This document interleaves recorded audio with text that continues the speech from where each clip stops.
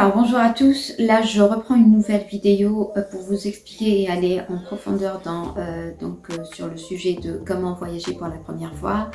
Je vous invite à regarder la première vidéo, à vous abonner à cette chaîne pour des vidéos comme de ce type et de commencer par regarder la toute première vidéo qui explique très bien toutes les étapes pour voyager tout seul pour la première fois. Cette vidéo elle est un peu complémentaire et du coup là je vais répondre à quelques questions, à quelques interrogations. Je vais aller un peu plus en profondeur sur toutes les étapes que j'ai décrites sur la première vidéo. Alors, je vais commencer par la partie les documents. Donc, j'ai dit que y a une partie qui est donc la préparation du voyage. C'est en fait la préparation des documents. Donc, on a le billet d'avion. Par rapport à ça, j'ai un petit tutoriel que je vais vous mettre à l'instant. Alors rapidement, là on a l'étape de comment on recherche en fait un billet d'avion avec un rapport qualité-prix. Donc faut taper Google Flight. Il y a Google Flights là comme on peut le voir, ça c'est en anglais je crois et là c'est en français. Donc on va rentrer dedans. Et puis on pourra renseigner en fait différentes villes. Donc là je prends l'exemple de Lille, Bruxelles, Paris, Lyon, et en fait c'est plus facile en fait de prendre un train en France par exemple pour aller à Paris et trouver donc un billet d'avion moins cher. Donc voilà, tout ça nous permet d'avoir différentes options et choix. Et ensuite on va renseigner la ville d'arrivée. Là j'ai pris l'exemple de Glasgow en Écosse et donc on va avoir les différents choix dont je vous parlais. Comme vous pouvez le voir là dans le calendrier du mois d'août par exemple, on a différents prix et ça vous permet d'aller donc selon ce qui vous va dans la semaine avec le prix et l'heure qui vous va.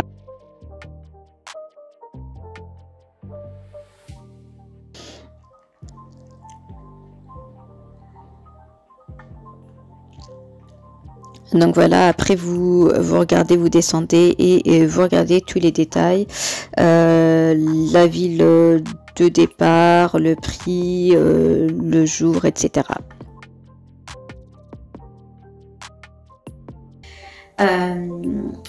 On a l'enregistrement donc en ligne qui se fait normalement 48 heures avant le voyage. On peut obtenir un lien et faire l'enregistrement avant ces 48 heures, mais sinon, d'une manière générale, minimum 48 heures avant le vol, on doit pouvoir s'enregistrer en ligne. Alors là, on arrive à l'étape de check-in. Donc, comme je le disais, soit vous allez recevoir un lien et donc vous rentrez dedans comme cet exemple, soit c'est ouvert dès votre achat de billets. Donc là, j'ai pris cet exemple de check-in. Il faut juste en fait lire et suivre les instructions. Là, je vous montre un exemple comme ça, vous savez à quoi ça ressemble et qu'est-ce qu'il faut faire. Donc à chaque fois faut lire, donc là c'est en anglais, faut lire les instructions et il y a différentes étapes comme vous pouvez le voir. Ils vont nous donner quelques warnings et quelques faut faire attention à des choses, et puis 2 sélections et des renseignements sur le passager, après le siège, etc. Donc on va voir ça rapidement ensemble dans cet exemple. Donc vous confirmez et vous passez donc à l'étape suivante qui est le passager. Là vous allez renseigner des informations vous concernant. C'est confidentiel et vous allez normalement renseigner votre nom, prénom, date de naissance, etc. Après vous confirmez et vous passez à cette étape. Donc cette étape c'est le choix de siège. Donc c'est soit vous allez payer avec cet exemple et cette compagnie aérienne, soit vous payez pour changer de siège, soit vous choisissez de ne pas payer et on vous donnera un siège au hasard. Donc voilà, si jamais vous changez de siège, on a cette configuration de l'avion et vous pouvez choisir votre siège. Ensuite, on passe à l'étape suivante qui est qui concerne les bagages. à cette étape-là, donc soit vous allez rajouter d'autres bagages supplémentaires parce que vous avez déjà acheté votre billet d'avion avec tout ce qui concerne bagages inclus dans le billet. Du coup, voilà, vous avez des choix pour rajouter d'autres bagages et je vous conseille de le faire ici plutôt qu'à votre arrivée à l'aéroport. Car c'est beaucoup plus cher de le faire là-bas. Ensuite, on a une étape qui s'appelle service. Donc là, il propose quelques services. En général, c'est soit des hôtels, soit location de voitures, soit d'autres services. Voilà, vous regardez si ça vous intéresse et puis vous passez à l'étape suivante. Alors là, rapidement, je vais sauter les 2 prochaines étapes parce que c'est des informations confidentielles et donc on va vous demander des informations vous concernant. Donc c'est assez simple. Je vais vite passer à l'étape suivante. On arrive à l'étape où on vous explique tout ce qui est interdit ou pas dans l'avion et avec donc une liste de produits interdits dans les bagages. Donc faut faire très attention à cette liste et donc chaque aéroport il a ses propres règles qui concernent en fait tout ce qui est produit interdit et pareil pour les compagnies aériennes. Chaque compagnie aérienne, elle va vous expliquer ce qui est interdit ou pas dans des bagages cabine ou bagages soute. Donc je vous invite à très bien lire donc la liste de tout ce qui est interdit et faites attention à vous et à ce que vous prenez avec vous dans les bagages. Je crois que je vais vous en parler un peu plus tard de cette liste des produits interdits parce qu'il y a eu pas mal de questions dans la toute première vidéo concernant ce qu'il faut prendre ou pas. Donc une fois qu'on a bien lu cette liste, on va passer à l'étape suivante. Donc là on a fini avec l'étape de check-in et donc on va avoir donc là on génère un PDF et on obtient notre boarding pass ou bien carte d'embarquement en français. Voilà, vous appuyez ici et vous aurez votre PDF.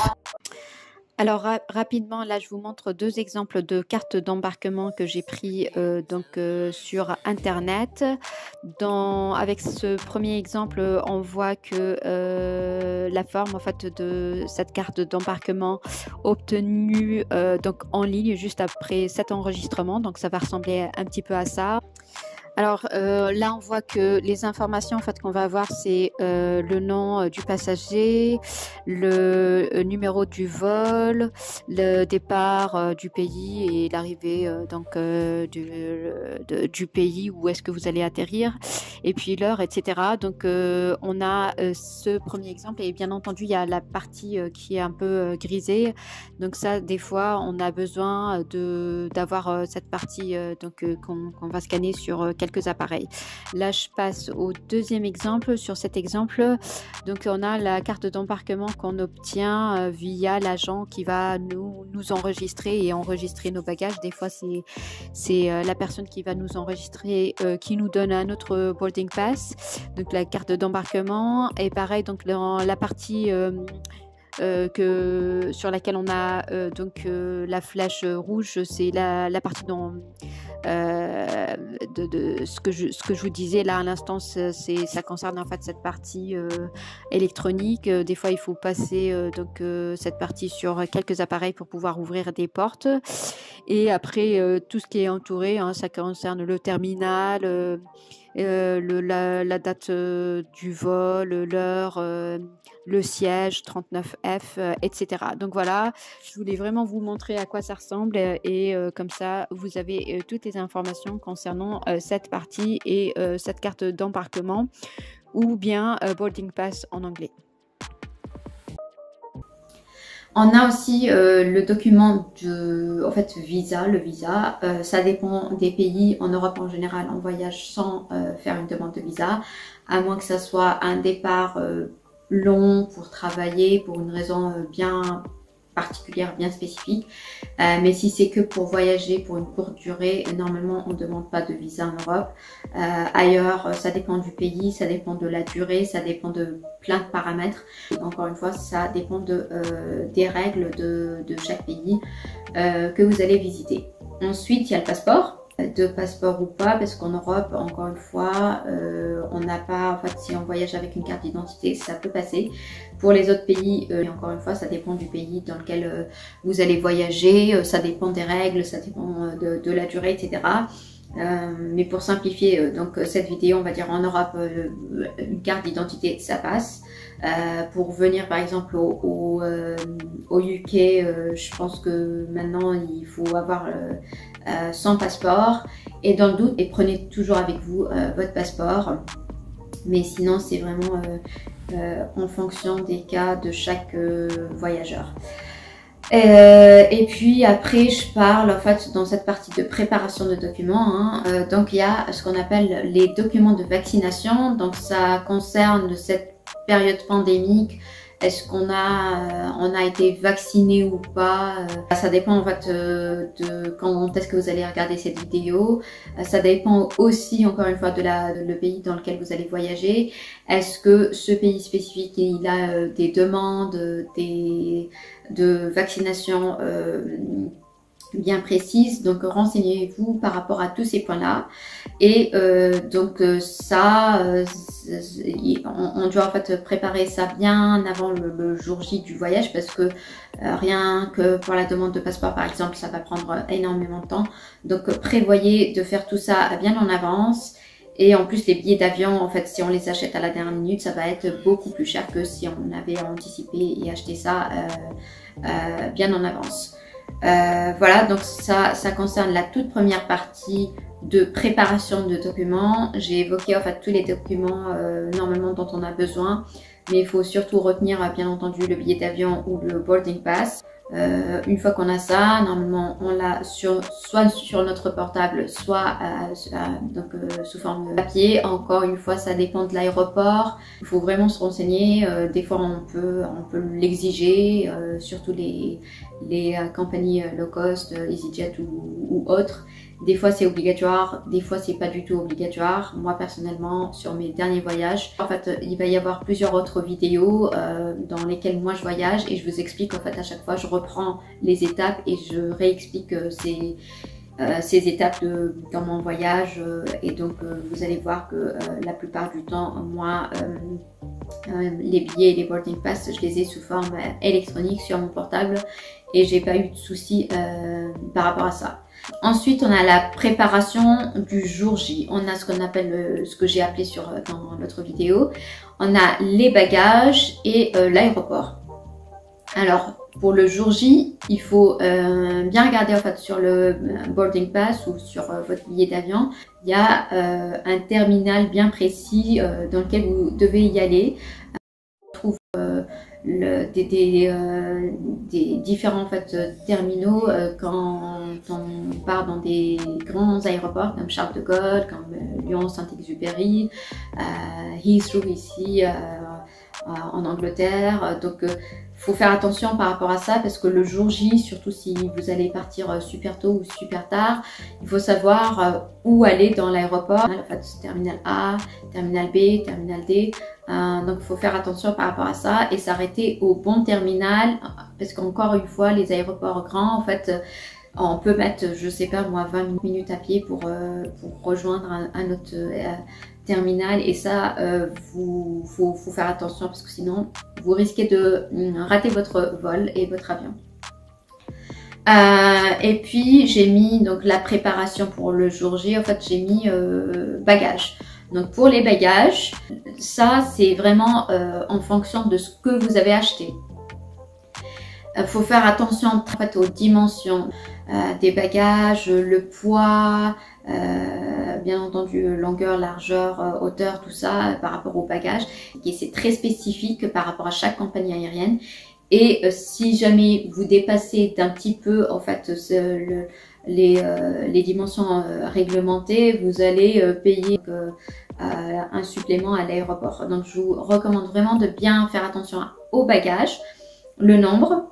le poids, les dimensions et juste suivre en fait ce qui a été dit sur lors de votre achat de billets. Revenez sur en fait soit la compagnie aérienne si c'est pas très bien expliqué sur le boarding pass, parce que voilà, re-regardez encore une fois, allez googler donc les dimensions de telle compagnie aérienne ou telle compagnie aérienne. Alors pour poser les bagages, je vous montre rapidement ce que j'utilise. Donc on a cette espèce de pèse-bagages. Donc là vous voyez c'est un petit appareil avec lequel on peut peser nos bagages. Donc on a la poignée là qui va s'accrocher quelque part, et ici on va mettre nos bagages et ça va nous donner et nous indiquer le poids. Je vais vous mettre en fait le lien de cet appareil en bas d'infos. Et donc l'autre avantage de cet appareil, c'est qu'on a un mètre en fait pour mesurer les dimensions. Du coup voilà, je voulais partager ça avec vous. Écoutez, voilà, j'ai pu peser ma petite valise et c'était nickel. Donc voilà, je vais vous mettre le lien en barre d'infos en bas. Là je vais vous faire une petite démonstration pour peser ma grosse valise. Donc on accroche la partie métallique sur la poignée et on soulève la valise, et puis on va lire le poids. Donc comme vous pouvez le voir là dans le cadran, ça se voit pas trop, mais il y a deux mesures, une classique européenne, donc on va lire les kilogrammes. Là je crois que c'est autour de 20 quelque chose kilogrammes, et en bas faut pas lire parce que c'est la mesure est limitée américaine qui ne concerne pas en fait les Européens. Donc voilà, en gros on va lire le poids. Faut faire juste attention à comment on va lire, et puis on remet donc à 0 si jamais on veut repeser. Autre chose par rapport au bagage, quelle raison vous avez emprunté une valise qui a déjà été utilisée pour des voyages. En fait on a ces étiquettes là, je vous montre, je sais pas si voilà. Alors là j'ai pris ma petite valise. En fait lors de l'enregistrement des bagages, on a ces étiquettes là qui se collent sur les valises, et si jamais votre valise elle a déjà servi et elle a déjà cette étiquette là, il faut l'enlever, parce que sinon vous risquez en fait de perdre votre valise si jamais. Donc faites attention à ça et enlevez toutes les anciennes étiquettes. Et puis voilà, gardez juste votre valise sans étiquette pour l'enregistrement des bagages. Une autre petite astuce par rapport aux valises. Donc des fois, plusieurs passagers en fait ils possèdent une même valise, même couleur, même marque.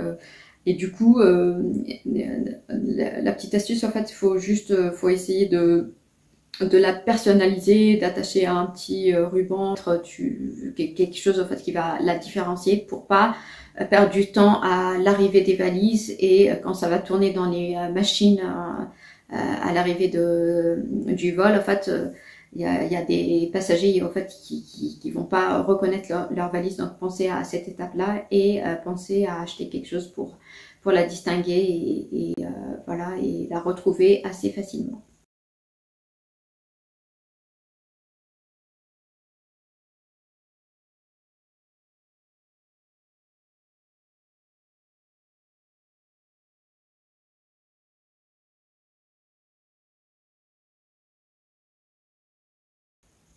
Alors ensuite, pour l'enregistrement des bagages, bien entendu, je l'ai déjà dit dans l'autre vidéo, allez le plus tôt possible. Mais vraiment, c'est la dernière fois quand je suis venue ici, je suis partie super bien que j'étais en avance en fait parce que moi je suis partie pendant l'été.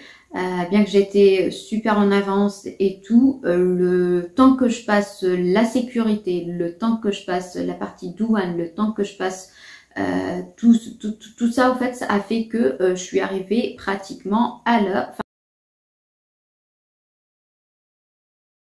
Donc j'ai pas attendu, si vous voulez, dans la salle d'embarquement. Et pourtant j'étais trop en avance. Mais bon, avec en plus quand vous partez dans des grands aéroports, tout ça, en fait, ça prend énormément de temps. Donc voilà, pensez-y, réveillez-vous super tôt si vous avez un vol tôt, prévoyez un hôtel juste à côté de l'aéroport. Pour l'enregistrement des bagages, je crois que je l'ai déjà dit, faites attention à toutes les instructions qui sont liées au bagage. Si vous avez droit à un bagage en soute avec un poids bien précis, des dimensions bien précises, vérifiez tout ça bien en avance. Si vous avez des doutes à l'aéroport, n'hésitez pas à aller peser votre valise dans des balances qui sont un peu non utilisées. Parce que voilà, des fois si vous avez un doute de 1 kg ou que sais-je, des fois on peut faire ça. Si jamais vous excédez d'1 kg, faites les calculs et dites-vous, est-ce que je peux enlever 1 kg de, je sais pas, de nourriture, le jeter et faire passer ma valise, ou est-ce que ça vaut le coup de payer par exemple 50 € ou 100 €. Donc faites vos calculs, partez à l'aéroport. Et ça c'est un des avantages de partir à l'aéroport super tôt. Si vous avez un doute, vous pouvez faire cette petite astuce. Et pour l'enregistrement des bagages, je crois que c'est tout, j'ai fait le tour. Une fois que vous arrivez à votre tour, voilà, n'hésitez pas à demander, donc si ce n'est pas déjà fait avec votre boarding pass, à l'hôtesse, donc à l'agent qui va vous enregistrer. Si vous voulez quelque chose de bien spécifique, donc c'est le moment ou jamais de demander des modifications. Et puis des renseignements aussi, voilà, par rapport à votre vol. Donc après l'enregistrement des bagages, j'ai parlé du passage. Alors je vais reprendre enregistrement des bagages. J'avais dit dans l'autre vidéo que par rapport à l'enregistrement des bagages, si jamais on n'a pas de bagages, on peut directement passer à l'étape d'après qui est l'étape de contrôle de sécurité. Et du coup, par rapport à cette étape, je crois qu'il faut vérifier par rapport aussi à la nationalité de la personne, le pays, si c'est un pays très lointain avec des règles très strictes. Si ça se trouve, cette étape, on peut pas aller directement donc au passage de contrôle et de sécurité, même si on n'a pas de bagages. C'est pas clair. Du coup, moi personnellement sur mes derniers voyages, j'avais pas de bagages à enregistrer. Je suis passée directement avec mon sac à dos et j'ai pas eu de problème. J'ai vérifié quand même sur la compagnie aérienne s'il y avait des informations, et quand j'ai fait un autre voyage, j'avais été sur le chat de la compagnie aérienne pour revérifier ça, et donc la personne, elle m'a répondu en live chat que oui, on pouvait passer directement sans s'enregistrer. Donc faites pareil que moi. Je suis pas une experte, je suis pas une référence, je partage juste mes quelques astuces et quelques notions sur les voyages. Et dans le doute, si vous avez un énorme doute et que vous savez pas, partez quand même dans cette étape d'enregistrement des bagages. Sans bagage, c'est pas grave, mais voilà, au moins qu'elle vous donne, que c'est l'agent ou la personne qui va vous enregistrer, qu'elle vous donne ce boarding pass, et comme ça vous êtes sûr de vous. Et si jamais on vous pose la question, vous dites moi voilà, je suis passée par l'étape d'enregistrement, on m'a donné ça. Ok, donc là je passe à l'étape passage au contrôle et de sécurité. Donc ça, c'est l'étape qui vient juste après avoir déposé nos bagages. On va encore une fois re-regarder la première vidéo si jamais ça vous parle pas. Donc dans cette étape, là, donc on passe on va avoir juste normalement le bagage cabine avec nous, et on doit faire attention au fait à ce qu'on porte avec nous, sur nous et dans ce bagage là, parce que tout ça en fait ça va passer au contrôle. On va tout mettre dans un espèce de bac comme je l'avais expliqué dans l'autre vidéo, et tout ça va être contrôler avec la machine et nous-mêmes on va passer un espèce de portique, on va regarder s'il y a quelque chose qui est détecté. Donc ce que mes petites astuces et mes petits conseils par rapport à cette étape-là, faites attention à ce que vous portez. Donc c'est la porte, sinon on va vous fouiller et des fois vous allez faire des allers-retours. Donc essayez vraiment de penser à cette étape-là en vous habillant le matin avant de partir donc pour votre voyage.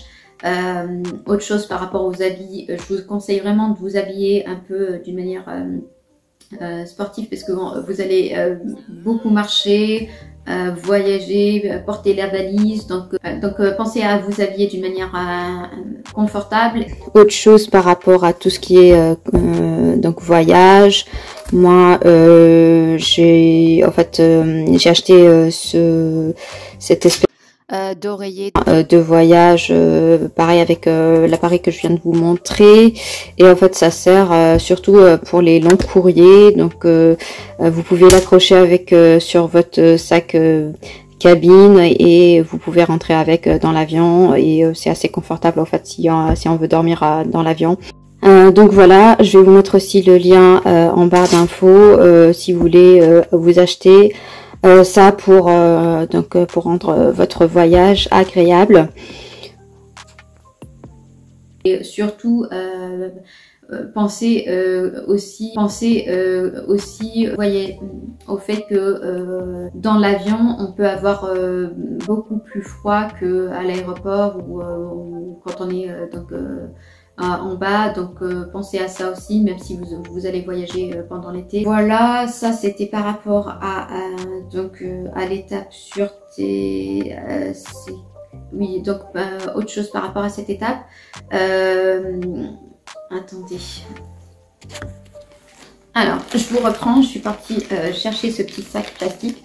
Alors, pour l'étape sûreté et sécurité, du coup, je disais que donc il y a tous nos bagages qu'on va avoir sur nous, en fait ça va être contrôlé, et du coup par rapport à tout ce qui est liquide, faut faire attention pendant en fait l'achat du billet d'avion en fonction de la compagnie aérienne et de l'aéroport. On va afficher en fait tous les produits et les liquides qui sont interdits. Du coup ça faut faire attention bien avant en fait de cette étape là. Il faut bien lire en fait tout ce qui est interdit. Je pense surtout au fait donc à la batterie de secours. Des fois c'est interdit, des fois ça l'est pas. Des fois en fait on vous interdit d'emmener la batterie dans le bagage en soute, et des fois c'est l'inverse. Donc c'est pas très clair, et il n'y a pas une règle absolue par rapport à ça. Et donc moi ce que je vous conseille d'abord, c'est de lire bien entendu la liste dont je viens de vous parler, de tout ce qui est interdit, et de prendre avec vous un petit sac plastique, parce que des fois en fait en fonction de l'aéroport, des fois on nous donne pas ça. Et quand on est dans la file d'attente et qu'il y a la pression, tout le monde voilà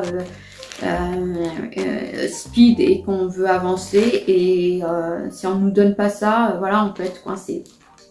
Donc si jamais vous pouvez prévoir ça, faites-le.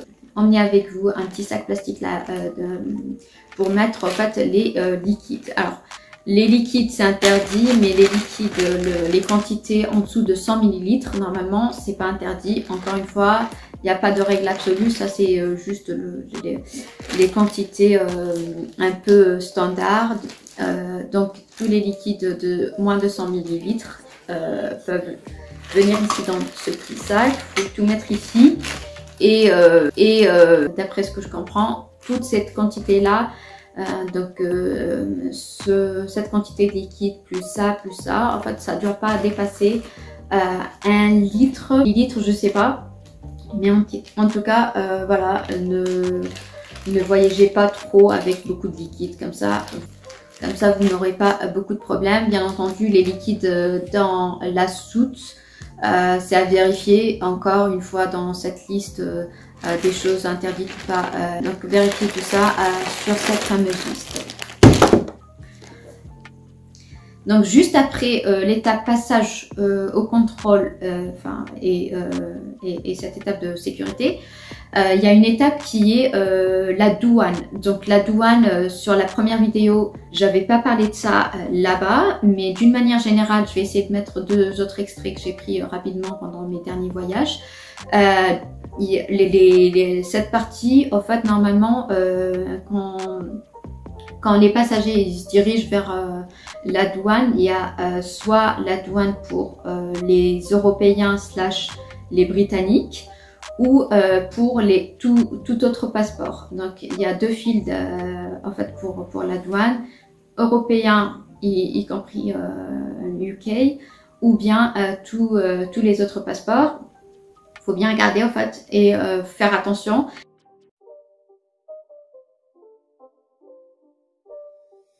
Là, c'était passage au contrôle, la douane, préparez bien entendu votre passeport, votre billet d'avion et puis normalement c'est tout bon.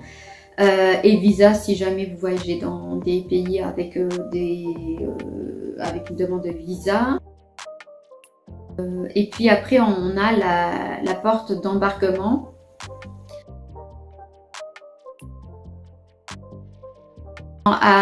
À cette étape, en fait, si vous avez un peu de temps, vous pouvez du coup racheter de l'eau et boire donc l'eau. Si jamais on vous a demandé d'enlever votre bouteille d'eau à l'étape de sécurité, vous pouvez vous prendre un café et manger là-bas et prendre une pause. Du coup, à cette étape, moi je vous recommande en fait, si jamais vous avez emmené avec vous un livre ou un iPad ou quelque chose que vous voulez regarder et sortir pendant le vol, faites-le pendant cette petite pause si jamais c'est enfoui dans votre sac à dos. Comme ça, dès que vous rentrez, parce qu'après, une fois qu'on rentre dans l'avion, en fait, on n'a pas assez de temps pour prendre notre valise et faire sortir l'iPad ou le livre ou la nourriture. Du coup, n'hésitez pas à le faire et à prévoir ça pendant cette pause. Et puis, pour cette étape, normalement, c'est facile. Là, il faut juste attendre. Et pour l'embarquement, bien entendu, il faut repréparer les mêmes documents pour les montrer.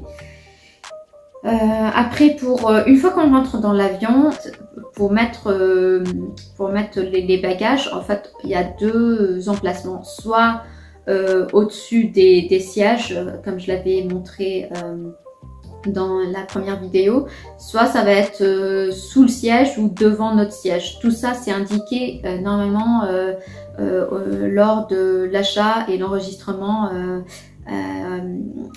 des billets d'avion. Donc vous allez mettre votre sac à dos ou votre bagage cabine soit par-dessus soit en dessous. Je vais essayer de vous mettre un extrait de cette étape. Et donc, vous connaissez les bagages soit en les soit sous les sièges. Donc après ça dépend des cas, comme je l'ai expliqué, et tout ça c'est après sur votre billet d'avion. Ça dépend des compagnies aériennes aussi. Donc si vous avez payé, enfin les compagnies aériennes sont payées pour mettre les bagages ici, et les bagages gratuits en général ça se paye juste après. Voilà, on va pas tarder, là je suis dans un ancien décollage qui surveille ici. Et après on peut se connecter.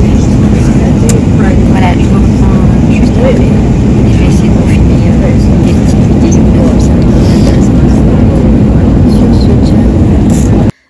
Et donc j'avais le petit conseil de vite sortir les objets dont on a besoin pour pas déranger et pour le faire assez rapidement, parce qu'après tout le monde rentre dans l'avion et on n'a pas le temps de se servir et de sortir nos bagages, surtout si c'est un vol de 2 ou 3 heures, il vaut mieux voilà, penser à tout ça. Et j'avais dit que dans l'avion en fait on peut avoir froid, Du coup, n'hésitez pas à vous prendre un gilet et voilà, pensez au fait qu'on peut avoir très froid à un moment donné du vol. Sinon, alors si jamais vous voyagez en business, sachez qu'il y a 2 ceintures au lieu d'une seule ceinture, comme vous pouvez le voir ici dans cette vidéo. Je vous montre rapidement ce que ça donne en business. Donc il y a beaucoup plus de choix pour le siège, la lumière, enfin voilà, on a différentes options. Après ça dépend de chaque compagnie aérienne, c'est différent. Donc là je vous montre juste un petit exemple. Et puis donc n'hésitez pas à regarder pour votre cas. Là je vous montre aussi l'espace et à quoi qu'est-ce qu'on a. Donc là on a beaucoup plus d'espace et beaucoup plus confortable.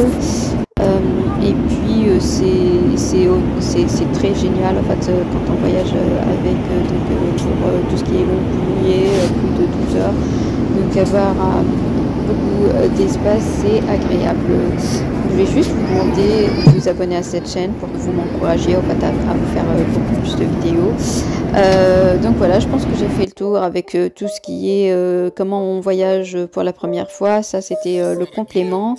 Je pense que je vais faire d'autres vidéos parce qu'il y a d'autres questions, comment on voyage avec une escale. J'ai des vidéos que je peux sortir éventuellement, donc encore une fois abonnez-vous, comme ça je vous fais d'autres vidéos et je vous explique encore plus. Une fois qu'on est dans l'avion, normalement c'est tout bon. Si vous avez des questions, quoi que ce soit, il y a les hôtesses qui peuvent vous aider. Du coup, une fois que vous arrivez, normalement, il faut prévoir, en fait, faut avoir déjà fait la petite recherche pour se déplacer et pour aller à votre logement. Donc, faut rechercher les transports ou le taxi s'il y a une application qui est comme Uber dans le pays dans lequel vous allez. Donc, tout ça, essayez de le prévoir bien en avance. Et puis, si vous allez donc utiliser une monnaie différente de l'euro, il faut prévoir aussi le change euro, pounds ou dollar ou je ne sais quoi. Du coup, ça, faut le prévoir un peu en avance aussi et se renseigner par rapport au taux, les commissions ou les frais qui sont liés si jamais on utilise la carte bancaire. Donc voilà, là je pense que j'ai fait le tour de toutes les étapes et je vous ai tout montré, expliqué comme je l'ai précisé. Donc je vais juste vous demander en fait de vous abonner à cette chaîne et m'encourager encore une fois avec vos abonnements pour vous produire d'autres vidéos. N'hésitez pas à laisser dans les commentaires si vous avez des questions ou des suggestions de vidéos ou quoi que ce soit. Moi, dans les prochaines vidéos, en fait, je vais vous montrer mes voyages que j'ai faits avec toutes les étapes que j'ai pu filmer, bien entendu, et ça reprend à chaque fois en fait les mêmes étapes que j'avais expliquées dans la première vidéo, mais des fois en fait on a quelques petites différences. Du coup, n'hésitez pas à regarder mes prochaines vidéos que je vais poster et voilà. Merci encore pour tous les retours positifs que j'ai eu dans la première vidéo. Je suis ravie d'apprendre que ça a pu aider beaucoup de monde et voilà, ça m'a motivée, encouragée à vous faire cette deuxième vidéo. Donc merci et à la prochaine vidéo.